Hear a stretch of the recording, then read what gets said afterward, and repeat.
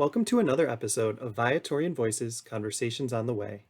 This is Pre-Associate Dan Masterton, and I'll be your host for these episodes in the Bolder Dreams series for ministerial formation. Today we focus on high school campus ministry. Our guests for this topic are Dr. Chris Miller and Elliott Gualtiere. Chris is a theology teacher at De La Salle High School in San Francisco, California, and his doctoral research focused on effective Kairos retreats and teen faith formation. Elliott is Dean of Mission and Ministry at Fairfield Prep in Connecticut.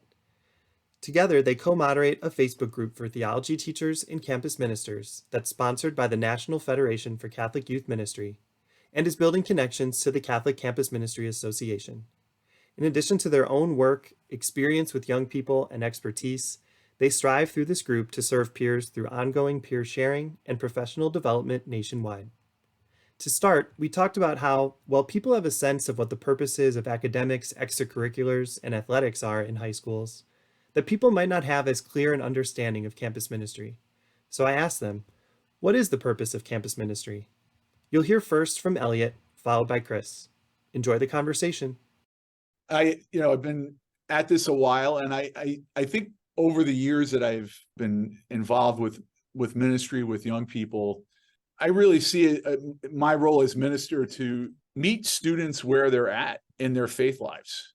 I think I'm not trying to impose my idea of what faith is or what spirituality is, but I really it's really allowing students to kind of voice where they're at, what are their needs. Really, it's really making sure that I engage with them in dialogue. They're so, I think, overscheduled nowadays and over whatever it may be, whether it's, academics, certainly athletics. I think for us in ministry, it's really being that lifeline for them when things are, weighing them down or weighing heavy on their hearts. And I just really try to meet them where they're at with regard to their faith lives, and really trying to be very engaging in terms of dialogue and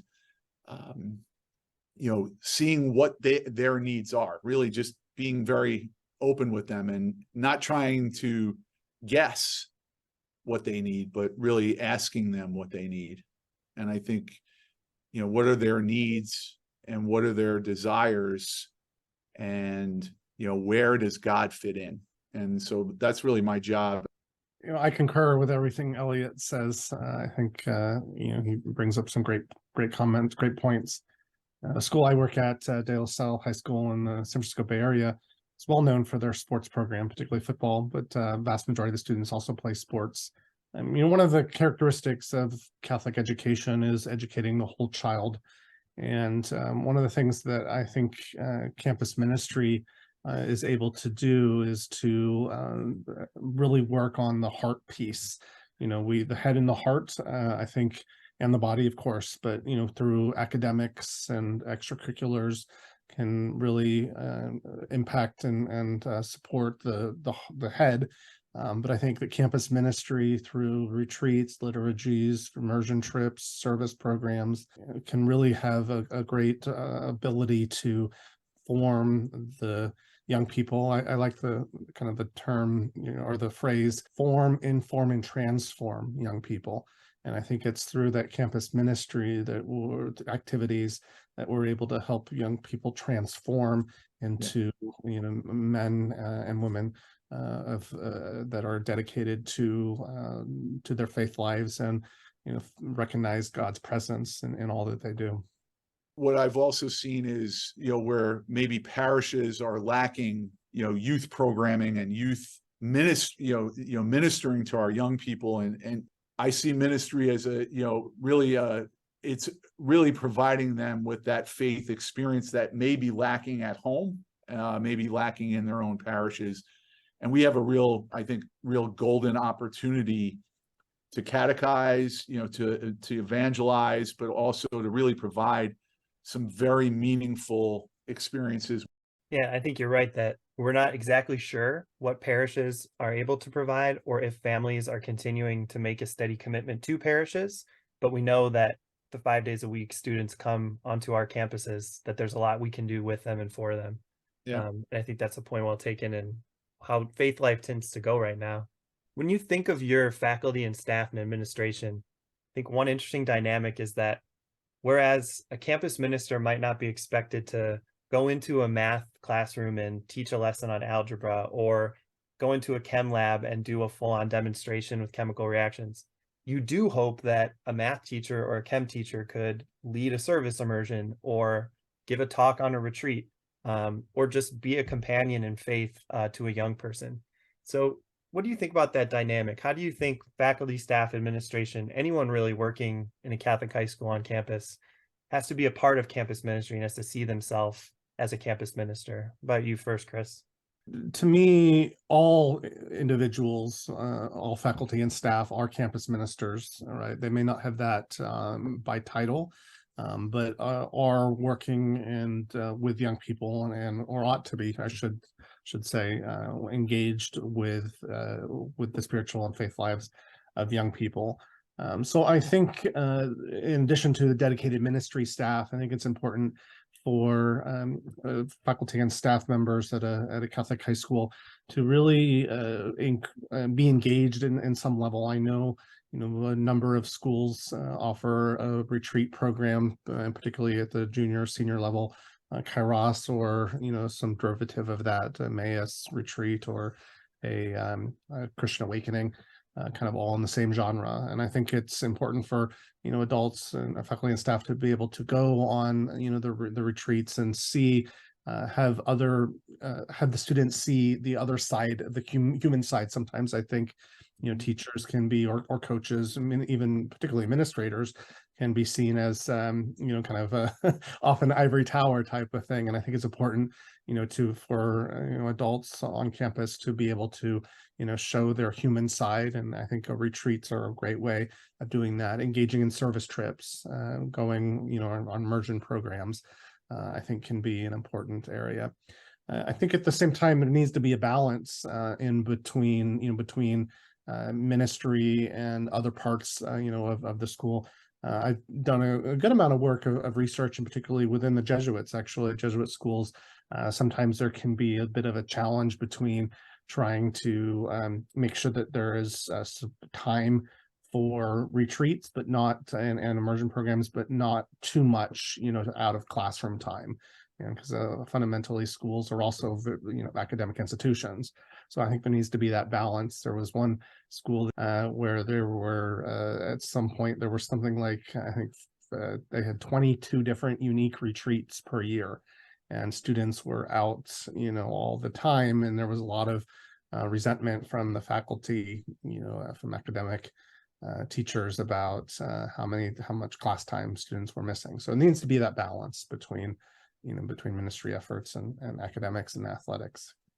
This idea that we're all ministers, we are all engaged in this. It's not Elliott's ministry, it's not Chris's ministry, it's not a single person's ministry. It's called campus ministry or mission and ministry for a reason. And I think it implies that it's a communal effort. And in my current role as Dean of Mission, I oversee the adult faith formation. One of my key roles and key jobs is building up or trying to form adults in leadership roles.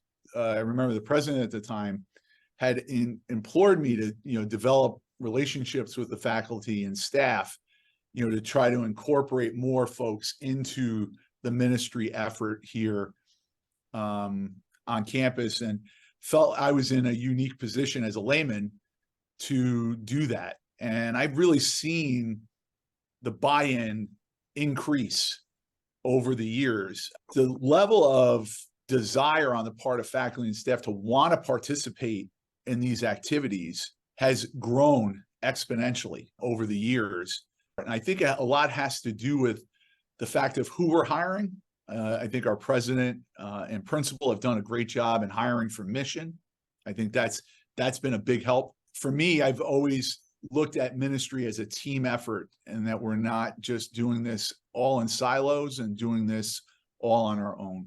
But I do echo, Chris's, that balance, striking that balance. And, it really takes an effort, because we're pulling adults out of the building too, for all these experiences, and making sure that we're not taxing the rest of the community when these groups are going out. So it's really working with the principal kind of, pace of the schedule, right? So making sure that we're not doing multiple events on a given week, and we're not pulling out 10 faculty members, and trying to cushion that with maybe administrators or staff. So thinking of how this kind of tapestry and landscape builds up, a basic campus ministry program tries to have some solid offerings with prayer and liturgy, service and justice, and retreats. So if you're a school that kind of has those three areas up and running and in decent shape, what's like one thing that each of you would consider like encouraging a campus minister or a school mission and ministry staff to kind of grow into, or, like a little bit of a aspirational thing? I think back when I first started, back at Preston High School back in the late 90s, which was an all-girls Catholic school in the Bronx. And I remember I was just coming from a parish, so I had done 2 years of ministry prior to that. For me, I did a lot of watching, a lot of listening. I wasn't afraid to make mistakes, but I stuck with what I knew best, at least initially. And I knew retreats best. As I grew in my role at Preston, in developing the campus ministry program there, and I was also teaching at the time, so that was another dynamic there too. Is I think everybody has their different models, right? Some of us in ministry are teaching and doing ministry. Some of us are full time, and and that sort of thing. So what I would say to somebody just starting out or just growing, getting started, maybe maybe or a year or two in, is certainly you want to do a lot of listening, a lot of try to absorb as much as you can. Do what you do best, and where do I need to grow? And so for me, it was liturgy. So I did I made sure like I tapped into people that in the field that were maybe more of an expert than me. Look to others for help and guidance, and it may require you to go outside of this immediate community, and really don't be afraid to ask for help. And even now, 25 years in, I'm still learning things, still asking for advice, still trying to absorb as much as I can. And that's why I always feel like I need to give back, right? So many people helped me along the way, and I need to give back. That desire to be a resource for those who are coming after you, I think, is in some areas of the church can be an overlooked value. And if we can do that for one another, especially for our younger ministers, then we're just keeping positive momentum and grace flowing. And people don't feel like they have to start from scratch and be a one man or woman show. And that's healthy. Chris, what would you say? Yeah, I would like to echo, everything that Elliott said. I think it's important to really, lean in on both your skills, but also, explore where you can grow as a professional minister. For me, and there's probably no surprise here, retreat ministry has been an area of love for me. And, I enjoyed collaborating with you, Dan, on developing those, two books through NCEA on retreat ministry, one that you wrote and one that I wrote. One of the things that I am really a big believer in is looking at retreat ministry at a high school that builds upon each other every year, where the retreats build upon each other. And in my travels across the country, I would discover a school that would have an incredible sophomore retreat or incredible junior retreat, but a lot of schools have not really taken a look at, okay, well, really creating a 4-year retreat program that starts, in freshman year and goes to senior year. One of the things that I have explored in my research in this area is some guiding questions as at a typical 4-year high school. For example, who am I in relation to ... So freshman year, developing a retreat, who am I in relation to my community as students are at a new school? Or sophomore year, who am I in relation to my family, friends, and peers, focusing on God? Junior year, focusing on who am I in relation to my family, friends, and peers, on Jesus, the Christological element. And then senior year, who am I in relation to my larger world? So a movement from who am I to my local community to who am I in the broader world. And so that would be an area where I've really would encourage schools, to take a look at, developing a retreat program that is going to build upon itself. The next area of focus that I'm beginning to explore right now, and hopefully this won't end in a dissertation on the topic because I already have one of those, but all joking aside, is looking at service and justice. And I think that is an area where, and there's a high school in my community actually, where they have 12 immersion programs a year. 6 of them are co-curricular and 6 of them are curricular. And what I mean by that, or extracurricular, I should say, what I mean by that on the co-curricular component, it is a class where students will actually take a semester learning about a particular area. So for example, Latin America. And so there will be an opportunity for students to learn about some of the theological approaches that we see, liberation theology, for example, and then we'll go down to Latin America and actually visit during winter or spring break, and then come and finish up the year in that course, kind of recapping, what they learned. I really think that's a really incredible kind of model where it incorporates the immersion and service programs. So that would be an area that I would encourage high schools to look at, is in addition to kind of the one-offs where. So one last question I've been asking everybody that we talk to for this series. The Viatorian community is committed to walking with young people and underserved people, and that accompaniment is really central to what we do. So I'm asking everyone who's speaking to us from kind of outside our institutions, what advice or insight do you have for Viatorians and our colleagues and collaborators who are striving to be good companions of young people and young adults today? What would you want them to hear or know from your experience? I'll start on this one. I would say, most importantly, listen. Listen. I think sometimes as adults we do way too much talking.